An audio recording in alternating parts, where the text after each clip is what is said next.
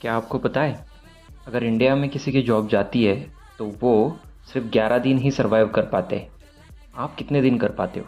India में अगर 78% salaried people है तो उनके पास जीरो इमरजेंसी फंड है, और उसके कारण उनके पास जो पैसा रहता है वो सिर्फ 11 दिन का ही है। एक मेडिकल बिल आ गया, या फिर कंपनी ने निकाल दिया, या फिर गाड़ी का ब्रेकडाउन आ गया जिसमें आपका लाख सवा लाख का खर्चा होने वाला है, तो आपको लेना पड़ता है या तो इंटरेस्ट पे लोन लेना पड़ता है, या तो फिर क्रेडिट कार्ड पे करना पड़ता है। क्रेडिट कार्ड पे करोगे तो 18 से 35% 40% तक का आपको इंटरेस्ट पे करना पड़ता है। अनसर्टेनिटी आ जाती है, तो इसको निकालने के लिए हमारे पास क्या होना चाहिए? हमारे पास होना चाहिए इमरजेंसी फंड। इमरजेंसी फंड कितना होना चाहिए? इमरजेंसी फंड होना चाहिए 6 मंथ का, जितने भी एक्सपेंसेस रहेंगे उतना पैसा। तो मान लेते हैं कि अगर आपके पास मंथली एक्सपेंसेस 40,000 है, तो 6 मंथ के हिसाब से 2.4 लाख 40 लाख हो गए। तो ये आपको आपके पास हमेशा होने चाहिए।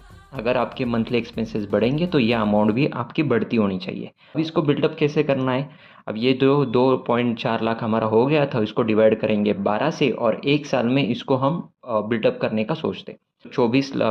2.4 लैक्स डिवाइडेड बाई 12, 20,000 मंथली आएगा। ये 20,000 हम हर मंथ में बाजू में निकालेंगे, और उसको हम किस में डालेंगे? लिक्विड फंड में डालेंगे। लिक्विड फंड में क्यों डालना है? 6 to 7% का इंटरेस्ट रेट वहाँ पे मिल जाएगा आपको अप्रॉक्सीमेटली।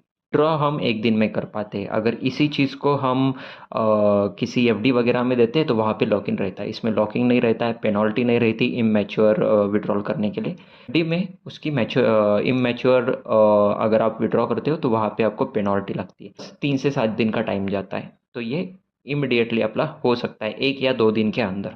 इन्वेस्टमेंट के ऊपर 6 से 7% का आपको इंटरेस्ट रेट भी मिल रहा है। आप आपका इमरजेंसी फंड कब से बिल्डअप करना शुरू कर रहे हो? आज से?